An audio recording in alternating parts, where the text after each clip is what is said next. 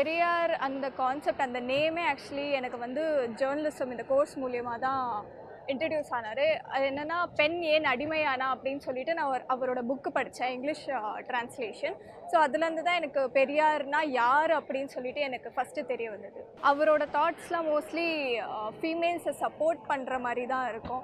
He was the first like ஃபீமேல்ஸை பற்றி அந்த காலத்தில் கூட ஃபீமேல்ஸை ரொம்ப ஏற்றி பேசினார். Like they are not a property or something, அந்த மாதிரி பேசினார் அவர். ஸோ அது மூலிமா ஹீஸ் மோஸ்ட்லி அவர் ஃபெமினிசம் அந்த இதுலேயே தான் பேசுவார்.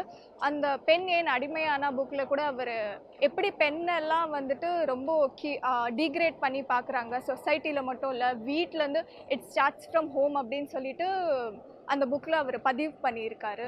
பட் சில பேருக்குலாம் வந்து ஃபெமினிசம்ன்றது அப்படியே லைக் தே ஆர் திங்கிங் அது வந்து ஒரு எக்ஸ்கியூஸாக வச்சுட்டு விமென்ஸ் கெட்டிங் ப்ரொமோட்டட் அப்படின்னு சொல்லிட்டு. But it's not the thing.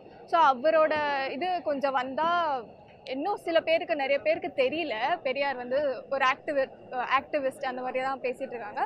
But he's also a feminist, he supported females அப்படின்னு சொல்லிட்டு இன்னும் நிறைய பேருக்கு தெரியல. ஸோ ஐ கெஸ் இன்னும்